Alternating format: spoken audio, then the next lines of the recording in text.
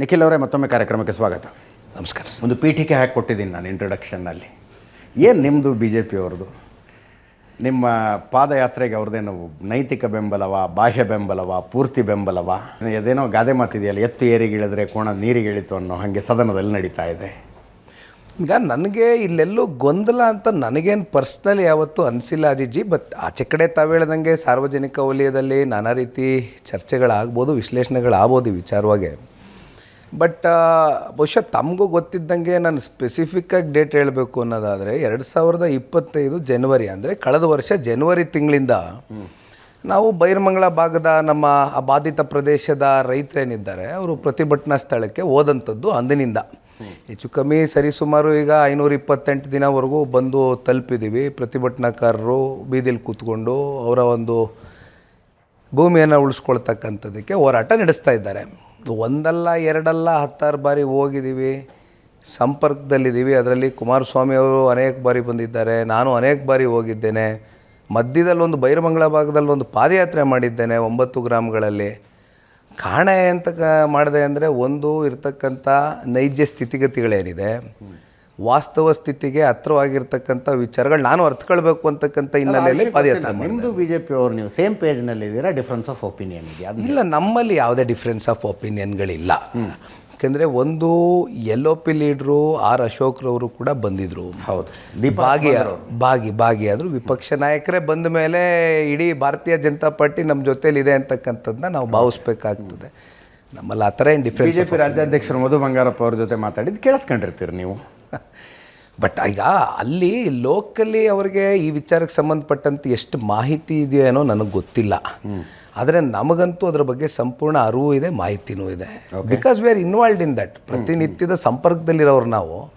ಹಾಗಾಗಿ ಅಲ್ಲಿ ಕನ್ಸೆಂಟ್ ಎಷ್ಟು ಜನ ಕೊಡೋಕೆ ರೆಡಿ ಇದ್ದಾರೆ, ಎಷ್ಟು ಜನ ವಿರೋಧಿಸ್ತಾ ಇದ್ದಾರೆ ಯೋಜನೆನ ಅಂತಕ್ಕಂಥ ಸಂಪೂರ್ಣ ಮಾಹಿತಿ ನಮ್ಮ ಹತ್ರ ಇದೆ. ಬಿಡದಿ ಟೌನ್ಶಿಪ್ ವಿಷಯಕ್ಕೆ ಬಿ ಜೆ ಪಿ ಅವ್ರು ಬರೋದು ಬೇಡ ಅಂತ ನೀವು ಅನ್ಕೋತಿದ್ದೀರಿ ಅಂತ ಕೆಲವರು ಅಂತಾರೆ. ನೀವು ಎಷ್ಟು ಕರೆದ್ರೂ ಅವ್ರು ಬರ್ತಿಲ್ಲ ಅಂತ ಇನ್ನು ಕೆಲವರು ಅಂತಾರೆ. ಯಾವ್ದು ಸತ್ಯ? ಇಲ್ಲ ಸರ್, ಈಗ JDS ಸ್ಟ್ರಾಂಗ್ ಹೋಲ್ಡ್ನಲ್ಲಿ ಬಿ ಜೆ ಪಿ ಅವ್ರು ಯಾಕ್ರಿ ಬರಬೇಕು ಅಂತ ನೀವು ಅಂತೀರಂತೆ, ಹೌದಾ? ಕರ್ನಾಟಕ ಯಾರಿಗೋ ಒಬ್ಬರಿಗೆ ಸೇರಿರ್ತಕ್ಕಂಥ ಒಂದು ಯಾವುದೋ ಒಂದು ರಾಜಕೀಯ ಪಕ್ಷಕ್ಕೆ ಒಂದು ರೀಜನ್ನಲ್ಲಿ ನಮಗೆ ಇವತ್ತು ರಾಮನಗರ ಜಿಲ್ಲೆ ಒಂದು ರೀತಿ ನಮಗೆ ಇಲ್ಲಿ ಒಂದು ಮಾತೃ ಜಿಲ್ಲೆ ಇದ್ದಂಗೆ. ನಮ್ಮ ತಂದೆಯವ್ರಿಗೆ, ತಾತ ಅವ್ರಿಗೆ 94ನೇ ಇಸ್ವಿಯಿಂದ ಅಟ್ಯಾಚ್ಮೆಂಟ್ಸು ಇದೆ, ಕಮಿಟ್ಮೆಂಟ್ಸು ಇದೆ. ನಿರಂತರವಾಗಿ ಜನ ಅಲ್ಲಿ ಬೆಳೆಸೂ ಇದ್ದಾರೆ, ಗುರುತಿಸೂ ಇದ್ದಾರೆ. ಸೊ ಸ್ವಾಭಾವಿಕವಾಗಿ ಅಲ್ಲಿ ಯಾವುದೇ ಹೋರಾಟಗಳಿರಲಿ ಇಮ್ಮಿಡಿಯೇಟಾಗಿ ನಾವು ಧುಮುಕ್ತಕ್ಕಂಥದ್ದು ನಾವು ಆಗಬೇಕಾಗಿದೆ. ಅದು ನಾವು ಮಾಡಿದ್ದೀವಿ ಹೊರತುಪಡಿಸಿದ್ರೆ. ಈಗ ನೀವು ನಮ್ಮ ರೀಜನ್ಗೆ ಬರಬೇಡಿ, ಆ ರೀಜನ್ಗೆ ನಾವು ಬರೋದಿಲ್ಲ ಅಂತಕ್ಕಂಥದ್ದು ಈ ರೀಜನ್ನಾಗಿ ನಾವು ಯಾವುದೂ ಕೂಡ ಇಲ್ಲಿ ಡಿವೈಡ್ ಮಾಡ್ಕೊಂಡಿಲ್ಲ. ಯಾರು ಎಲ್ಲಿ ಬೇಕಾದರೂ ಬರ್ಬೋದು, ಎಲ್ಲಿ ಬೇಕಾದರೂ ಸಂಘಟನೆ ಮಾಡ್ಬೋದು.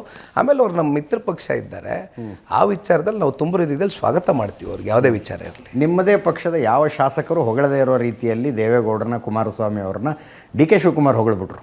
ಅದು ಸೆಷನ್ನಲ್ಲಿ ಏನು ಅದ್ಭುತವಾದ ಯೋಜನೆಗಳನ್ನು ಕೊಟ್ಟಿದ್ದಾರೆ ಅವರು. ಬಿಡದಿ ಟೌನ್ಶಿಪ್ ಒಳ್ಳೆ ಯೋಜನೆ ಅಂದರು, ನೈಸ್ ಒಳ್ಳೆ ಯೋಜನೆ ಅಂತಂದರು, ಫೆರಿಫೆರಲ್ ರಿಂಗ್ ರೋಡ್ ಒಳ್ಳೆ ಯೋಜನೆ ಕೊಟ್ಟಿದ್ದಾರೆ ಅಂತಂದರು. DK ಶಿವಕುಮಾರ್ ಅವರ ಹೊಗಳಿಕೆ ನಿಮ್ಮನ್ನು ಸ್ವಲ್ಪ ಗಲಿಬಿಲಿ ಮಾಡ್ತಾ, ಸಡ್ಡು ಹೊಡೆಯೋಣ ಅಂತ ಬಂದರೆ ಈ ಮನುಷ್ಯ ತಬ್ಕೊಳಕ್ಕೆ ಬರ್ತಿದಾರಲ್ಲ ಅನ್ನೋ ಥರದ ಫೀಲಿಂಗ್ ಆಯಿತಾ ಅಂತ? ಈಗ ಈ ಯೋಜನೆ ನಮ್ಮ ಯೋಜನೆ ಅಲ್ಲ. 2023ರಲ್ಲಿ GBDA ಪ್ರಾಧಿಕಾರ ಸೃಷ್ಟಿಯಾಗಿ ಕೂಡಾ ಆ್ಯಕ್ಟ್ ಮೂಲಕ ಅಕ್ವಿಸಿಷನ್ಸ್ನ ಪ್ರಾರಂಭ ಮಾಡಿದಂಥದ್ದು ಇಂದಿನ ಸರ್ಕಾರ. ಈ ಯೋಜನೆ ನಮ್ಮ ತಲೆ ಗಂಟಾಕೋದು ಬೇಡ. It is your brain child ರೀ. ಕುಮಾರಸ್ವಾಮಿ ಅವರೇ ಒಪ್ಕೊಳ್ತಾರೆ, ಹೌದು ನನಗೊಂದು ಆಲೋಚನೆ ಬಂದಿತ್ತು, ಆಮೇಲೆ ರೈತರು ವಿರೋಧ ಅಂತ ನಾನು ಸುಮ್ಮನಾದೆ ಅಂತಾರೆ ಅವರು. ನೀವು ಹೇಳ್ದಂಗೆ ಕುಮಾರಸ್ವಾಮಿ ಅವರು ಕಾನ್ಸೆಪ್ಟು ಮತ್ತು ಪ್ರಪೋಸಲ್ನ ಮುಂದಿಟ್ಟಿದ್ರು, ಸಲ್ಲಿಸಿದ್ರು. ಇಂಟಿಗ್ರೇಟೆಡ್ ಟೌನ್ಶಿಪ್ ಅನೇಕ ಭಾಗದಲ್ಲಿ ಆಗಬೇಕು ಅಂದಾಗ ಇದು ಒಂದು ಕೂಡ ಬಂದಿತ್ತು ಮುನ್ನೆಲೆಗೆ. ಓಕೆ, ಯಾವಾಗ ರೈತರು ವಿರೋಧಿಸ್ತಾರೆ, ಆಗಸ್ಟ್ 1ನೇ ತಾರೀಕು 2007ರಲ್ಲಿ ಕುಮಾರಸ್ವಾಮಿ ಅವರು on the floor of the house ಹೇಳ್ತಾರೆ, ನಾವು ಒಕ್ಲೆಪ್ಸಿ ಒತ್ತಾಯಪೂರ್ವಕವಾಗಿ ರೈತರ ಹತ್ರ ಜಮೀನು ಭೂಸ್ವಾಧೀನ ಮಾಡ್ಕೊಂಡು ಇಲ್ಲಿ ಯೋಜನೆ ಮಾಡ್ತಕ್ಕಂಥದ್ದಕ್ಕೆ ನಾನು ಸಿದ್ಧ ಇಲ್ಲ ಅನ್ನೋದನ್ನು ಭಾಳ ಸ್ಪಷ್ಟವಾಗಿ ಹೇಳಿದ್ದಾರೆ ಕುಮಾರಸ್ವಾಮಿ ಅವರು. ಆಮೇಲೆ ಕುಮಾರಸ್ವಾಮಿ ಅವ್ರ ಕಾಲದಲ್ಲಿ ಸರ್, ನಾನು I want to make it very clear, ಯಾವುದೇ ಲ್ಯಾಂಡ್ ಅಕ್ವಿಸಿಷನ್ಗಳು ಮಾಡಿಲ್ಲ, ಯಾವುದೇ ಪ್ರಿಲಿಮಿನರಿ ನೋಟಿಫಿಕೇಷನ್ಗಳಾಗಿಲ್ಲ, ಅಥವಾ ರೈತರಿಗೆ ಯಾರಿಗೂ ಕೂಡ ಒಂದು ನೋಟಿಸು ಕೂಡ ಹೋಗಿಲ್ಲ ಅಗ್ರೀಡ್ ಅಕ್ವಿಸಿಷನ್ಗೆ ಸಂಬಂಧಪಟ್ಟಂತೆ. ಜಸ್ಟ್ ಎ ಪ್ರಾಜೆಕ್ಟ್, ಒಂದು ಪ್ರಪೋಸಲ್ಲು, ಒಂದು ಕಾನ್ಸೆಪ್ಟ್ ಇಟ್ಟಿದ್ರು. Government is a continuity sir. ಒಂದು ಅವಧಿಯಲ್ಲಿ ಯಾವುದಾದ್ರೂ ಕೆಲಸ ಅರ್ಧಕ್ಕೆ ನಿಂತಿದ್ರೆ ಮುಂದಿನ ಅವಧಿಯಲ್ಲಿ ಮುಂದೆ ತಗೊಂಡು ಹೋಗ್ತಾರೆ. ಯಾವುದಾದ್ರು ಅವಧಿಯಲ್ಲಿ ಒಂದು ಪ್ರಪೋಸಲ್ ಆಗಿದ್ರೆ ಆ ಪ್ರಪೋಸಲ್ ನೆಕ್ಸ್ಟ್ ಹಂತಕ್ಕೆ ನೆಕ್ಸ್ಟ್ ಗೌರ್ಮೆಂಟ್ ತಗೊಂಡು ಹೋಗುತ್ತೆ. ಗೌರ್ಮೆಂಟ್ ಇಸ್ ಅ ಕಂಟಿನ್ಯೂಟಿ ಅಲ್ವಾ. ಬಟ್ ಕುಮಾರಸ್ವಾಮಿ ಅವರು ಆರಂಭಿಸಿದ್ದನ್ನು ಡಿ ಕೆ ಶಿವಕುಮಾರ್ ಅವರು ಮುಂದುವರಿಸ್ತಾ ಇದ್ದಾರೆ. ಕುಮಾರಸ್ವಾಮಿ ಅವ್ರ ಯೋಜನೆನೇ ಅಲ್ವಲ್ಲ ಇದು. ಕುಮಾರಸ್ವಾಮಿ ಅವ್ರು ನಾನು ಕೈ ಬಿಡ್ತೀನಿ ಅಂತ ಹೇಳಿದಾರಲ್ಲ ಫ್ಲೋರ್ ಆಫ್ ದ ಹೌಸಲ್ಲಿ, ಯೋಜನೆ ಎಲ್ಲಿಂದ ಆಗ್ತದೆ? ಥಾಟ್ ಬಂದಿದ್ದು ಸತ್ಯ, ಪ್ರಪೋಸಲ್ ಇಟ್ಟಿದ್ದು ಸತ್ಯ, ನೋಟಿಫೈ ಮಾಡಲಿಲ್ಲ ಲ್ಯಾಂಡ್ನ, ನೋಟಿಸ್ ಕೊಡಲಿಲ್ಲ ರೈತರಿಗೆ. ಇನ್ನು ಯೋಜನೆ ಕೈ ಬಿಟ್ಟಿದ್ದೀನಿ ಅಂತ ಫ್ಲೋರ್ ಆಫ್ ದ ಹೌಸಲ್ಲಿ ಒಂದು ರಾಜ್ಯದ ಮುಖ್ಯಮಂತ್ರಿ ಹೇಳಿರ್ತಕ್ಕಂಥದ್ದು ಕಡತಗಳಲ್ಲಿದ್ಮೇಲೆ ಈ ಯೋಜನೆ ನಮ್ಮ ತಲೆಗೆ ಯಾಕೆ ಗಂಟು ಹಾಕಬೇಕು?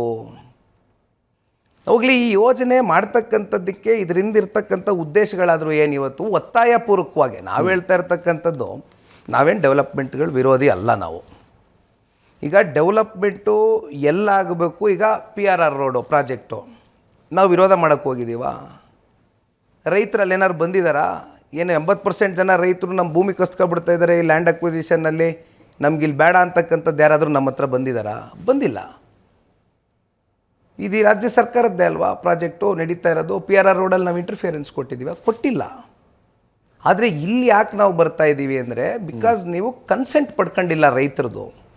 ರೈತರ ಭಾವನೆಗಳ ವಿರುದ್ಧವಾಗಿ ಹೋಗ್ತಾ ಇದ್ದೀರಿ.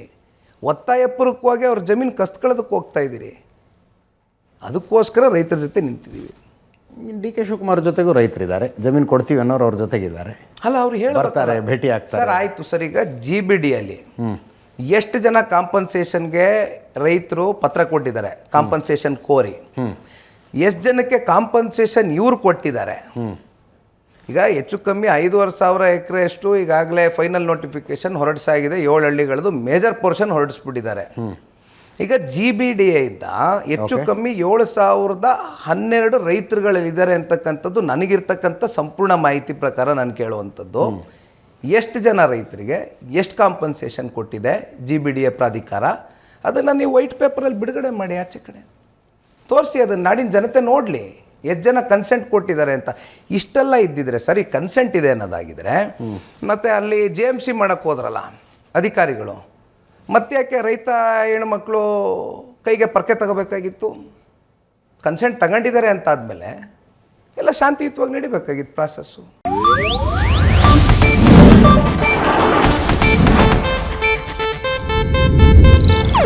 ಇದು ಏಷ್ಯಾನೆಟ್ ನ್ಯೂಸ್ ನೆಟ್ವರ್ಕ್ ಪ್ರಸ್ತುತಿ.